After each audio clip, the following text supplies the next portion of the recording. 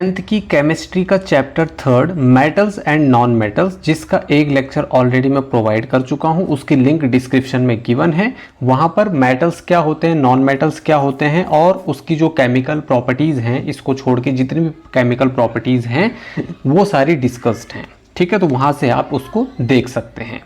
तो यहाँ पर हम बेसिकली इस छोटे से वीडियो में हम ये डिस्कस करेंगे कि जब मेटल्स वाटर के साथ रिएक्शन करते हैं तो क्या होता है।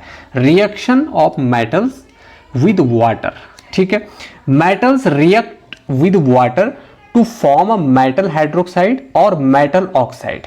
मेटल हाइड्रोक्साइड या मेटल ऑक्साइड को ये फॉर्म करते हैं, साथ में हाइड्रोजन गैस भी यहां पर क्या होती है, इवोल्व होती है। तो जब मेटल आपके वाटर के साथ रिएक्शन करते हैं तो मेटल ऑक्साइड या मेटल हाइड्रोक्साइड क्या करते हैं, प्रोड्यूस करते हैं और साथ में हाइड्रोजन गैस भी इवोल्व होती है।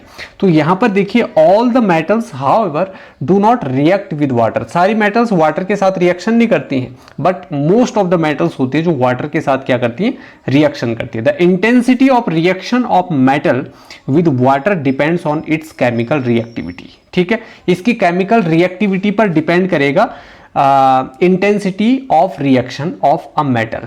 मेटल की जो रिएक्शन हो रही है वाटर के साथ, उसकी जो इंटेंसिटी है वो किस पर डिपेंड करेगी, केमिकल रिएक्टिविटी पर डिपेंड करेगी। मतलब सब metals react even with cold water. कुछ मेटल्स होंगी जो केवल कोल्ड वाटर के साथ रिएक्ट करेंगी, कुछ होंगी जो हॉट वाटर के साथ रिएक्शन करेंगी, वो कोल्ड के साथ रिएक्ट नहीं करेंगी। कुछ होंगी ना वो हॉट के साथ रिएक्शन करेंगी ना कोल्ड वाटर के साथ रिएक्शन करेंगी, वो केवल स्टीम के साथ रिएक्शन करेंगी जो वेरी हॉट होता है और गैसियस फॉर्म होती है किसकी, वाटर की। whereas other do not react even with steam. और कुछ ऐसी होती है जो स्टीम के साथ भी कोई रिएक्शन नहीं करती है। समझ आया? तो इतनी कंसेप्चुअल क्लियरिटी आपको होनी चाहिए कि मेटल्स या तो हॉट वाटर के साथ रिएक्शन करेगा या कोल्ड के साथ या केवल स्टीम के साथ या स्टीम के साथ भी नहीं। ठीक है, तो यहां पर देखते हैं नेक्स्ट स्लाइड में, when a metal reacts with water. अब ये वाटर या तो गर्म हो सकता है या तो ठंडा हो सकता है। Then the products formed are metal hydroxide and hydrogen gas.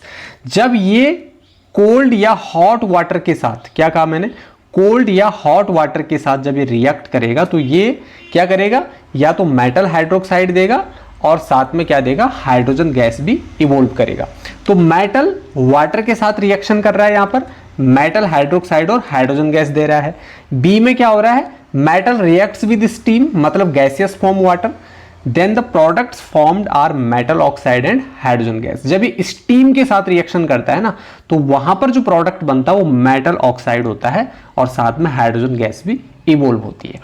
अब ये मेटल ऑक्साइड क्या होता है और मेटल हाइड्रोक्साइड क्या होता है। मान लीजिए जब मेटल के साथ ऑक्सीजन जुड़ी हो तो वो मेटल ऑक्साइड है, और जब मेटल के साथ ऑक्सीजन और हाइड्रोजन जुड़ी हुई हो तो वो मेटल हाइड्रोक्साइड है। जैसे सोडियम एक क्या है, मेटल है। सोडियम एक क्या है, मेटल है। क्लियर है इतना? अब मान लो मैंने सोडियम के साथ क्या लगाया, सोडियम के साथ मैंने OH लगाया, तो ये क्या बना, सोडियम हाइड्रोक्साइड बना। तो इसमें ऑक्सीजन भी जुड़ा हुआ है और हाइड्रोजन भी जुड़ा हुआ है और सोडियम तो मेटल है, तो ये मेटल हाइड्रोक्साइड है। ये क्या है, मेटल हाइड्रोक्साइड है। समझ आया, मेटल हाइड्रोक्साइड है। ठीक है, लेकिन अगर मान लीजिए यहां पर है MgOH ट्वाइस, ठीक है, ये मेटल हाइड्रोक्साइड है क्योंकि यहां पर मेटल के साथ ऑक्सीजन और हाइड्रोजन कंबाइन है। अब इसके साथ अगर मैं Mg के साथ केवल O को ऐड करता हूं तो ये मैग्नीशियम ऑक्साइड बनता है, मतलब ये मेटल ऑक्साइड है। तो this is metal oxide, this is metal hydroxide. ये एग्जांपल बता रहा हूं मैं, ऐसे बहुत सारे एग्जांपल्स हो सकते हैं। ठीक है, तो ये बेसिक सी बात है, आई होप ये आपको क्लियर होगा। ठीक है, तो अब देखते हैं यहां पर क्या होता है। यहां पर पहले मेटल की रिएक्शन को हम कोल्ड वाटर के साथ देखेंगे। तो मेटल जब कोल्ड वाटर के साथ रिएक्शन करेगा तो मेटल हाइड्रोक्साइड और हाइड्रोजन गैस यहां पर इवोल्व होगी। मेटल हाइड्रोक्साइड बनेगा और साथ में हाइड्रोजन गैस भी क्या होगी, इवोल्व होगी। ठीक है, तो मेटल्स लाइक पोटेशियम और सोडियम, रिएक्टिविटी सीरीज मैंने बताया था आपको, रिएक्टिविटी सीरीज में पोटेशियम और सोडियम सबसे टॉप में रखे गए हैं क्योंकि ये मोस्ट रिएक्टिव मेटल्स होती हैं। पूरी रिएक्टिविटी सीरीज में सबसे ज्यादा रिएक्टिव मेटल्स होती हैं आपकी सोडियम और पोटेशियम। ठीक है, इनको कैरोसिन में इसीलिए रखा जाता है, अगर बाहर रखोगे तो इन पर आग पकड़ सकती है, इतनी ज्यादा रिएक्टिव मेटल्स होती हैं ये। ठीक है, तो metals like potassium and sodium react violently with cold water. Cold water के साथ ही बहुत विग्रसली रिएक्ट करेंगे। किसके साथ? कोल्ड वाटर के साथ। और याद रखें, अगर कोई मेटल या कोई सब्सटेंस कम टेम्परेचर में रिएक्शन कर रहा है ना, तो मतलब वो हाईली रिएक्टिव मेटल है, हाईली रिएक्टिव सब्सटेंस है। ठीक है, अगर वो ज्यादा टेम्परेचर में रिएक्शन कर रहा है तो वो थोड़ा कम रिएक्टिव होगा। उसमें अगर ज्यादा हीट इवोल्व हो रही है तो वो ज्यादा रिएक्टिव है, कम हीट इवोल्व हो रही है तो वो कम रिएक्टिव है। तो इस तरीके से कुछ इंडिकेटर्स होते हैं हमारे पास, जिससे हमें पता चलता है कि कौन ज्यादा रिएक्टिव है और कौन कम रिएक्टिव है। तो metals like potassium, sodium react violently with cold water. In case of sodium and potassium the reaction is so violent and exothermic. बहुत वायलेंट रिएक्शन होती है ये, बहुत विग्रसली होने वाली रिएक्शन होती है और हाईली एक्सोथर्मिक रिएक्शन होती है। एक्सोथर्मिक रिएक्शन मतलब जहां पर हीट इवोल्व होती है उसको एक्सोथर्मिक रिएक्शन बोलते हैं। ठीक है, तो यहां पर आप देख पा रहे हो ये डिस्प्लेसमेंट रिएक्शन है। यहां पर पोटेशियम क्या कर रहा है? यहां पर पोटेशियम वाटर के साथ रिएक्शन कर रहा है। तो पोटेशियम यहां पर हाइड्रोजन को क्या कर देगा? डिस्प्लेस कर देगा, क्योंकि रिएक्टिविटी सीरीज में हाइड्रोजन को भी रखा गया है, क्योंकि हाइड्रोजन नॉन मेटल है लेकिन इसमें पॉजिटिव चार्ज होता है, इसीलिए इसको रिएक्टिविटी सीरीज में प्लेस किया गया है। तो हाइड्रोजन लेस रिएक्टिव होता है पोटेशियम से या सोडियम से, इसीलिए पोटेशियम यहां पर हाइड्रोजन को रिप्लेस कर देगा, डिस्प्लेस कर देगा और क्या बना देगा? आपका KOH बना देगा। क्या बना देगा? KOH बना देगा। हाइड्रोजन आपका बाहर हो जाएगा H2 की फॉर्म में। ठीक है, तो यहां पर वही रिएक्शन है, potassium reacts with H2O to form KOH that is metal hydroxide and hydrogen gas is evolved. ठीक है, एंड हीट एनर्जी, यहां पर हीट एनर्जी भी बहुत ज्यादा निकलती है। इतनी ज्यादा हीट एनर्जी निकलती है क्योंकि जो ये जैसे ही ये रिएक्शन हो रही होती है ना, तो इस हाइड्रोजन पर ना आग लग जाती है, फायर को कैच कर लेता है। ठीक है ना, उसी तरीके से सोडियम यहां पर H2O के साथ रिएक्शन कर रहा है, तो sodium is more reactive than hydrogen, तो सोडियम यहां पर डिस्प्लेस कर देगा हाइड्रोजन को और यहां पर बना देगा NaOH।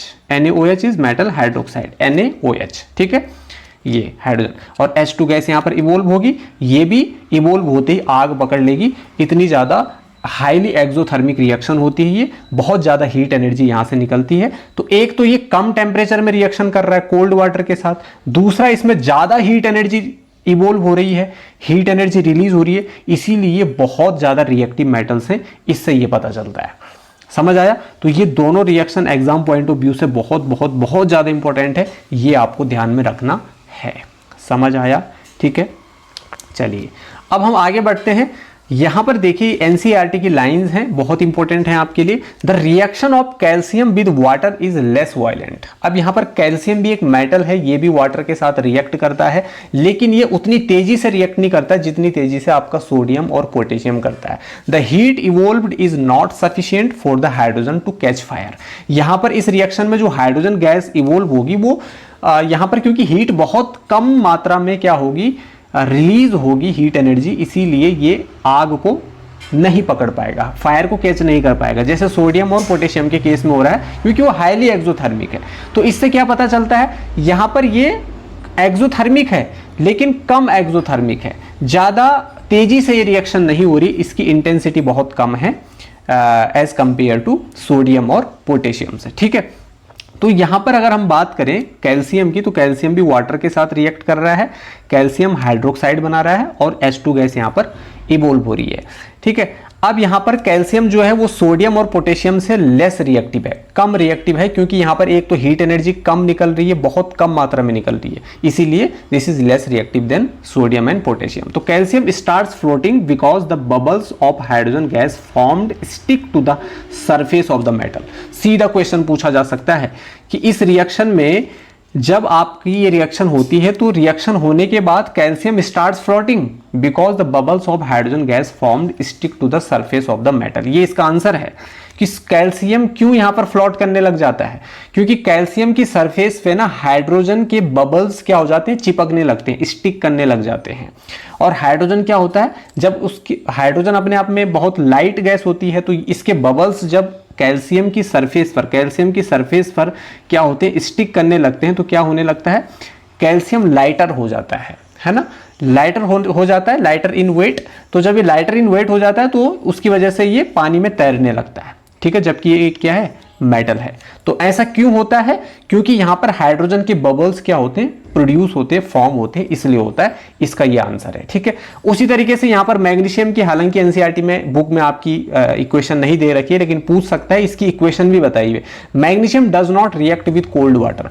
जैसे यहाँ पर कैल्शियम कोल्ड वाटर के साथ रिएक्शन कर पा रहा है, magnesium does not react with cold water. तो ये कोल्ड वाटर के साथ बिल्कुल भी रिएक्शन नहीं कर पाएगा। It reacts with hot water, ये हॉट वाटर के साथ रिएक्ट कर पाएगा, क्योंकि यहां पर देखिए ज्यादा टेम्परेचर में ये रिएक्शन कर रहा है और कैल्शियम कम टेम्परेचर में रिएक्शन कर रहा है। तो यहां पर टेम्परेचर ज्यादा है, इसीलिए मैग्नीशियम को ज्यादा टेम्परेचर चाहिए रिएक्शन करने के लिए वाटर के साथ। तो यहां पर हम बोल सकते हैं magnesium is less reactive then calcium. तो मैग्नीशियम यहां पर कैल्शियम से कम रिएक्टिव होगा और यहां पर क्या बनेगा, मैग्नीशियम हाइड्रोक्साइड बनेगा और साथ साथ में हाइड्रोजन गैस भी इवोल्व होगी।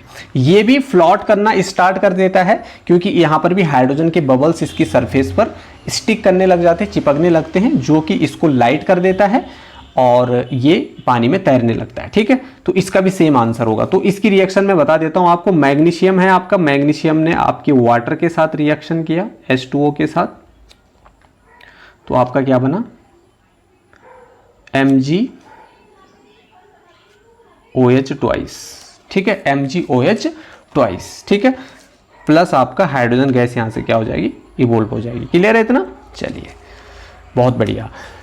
तो यहां पर एक चीज और ध्यान देनी है आपको, मैग्नीशियम एक ऐसी मेटल है, ये जब हॉट वाटर के साथ रिएक्शन करती है तो ये मैग्नीशियम हाइड्रोक्साइड बनाती है, और जब ये स्टीम के साथ, मतलब गैसियस फॉर्म ऑफ वाटर के साथ रिएक्शन करता है तो ये मैग्नीशियम ऑक्साइड बनाता है, यानी मेटल ऑक्साइड बनाता है, ठीक है।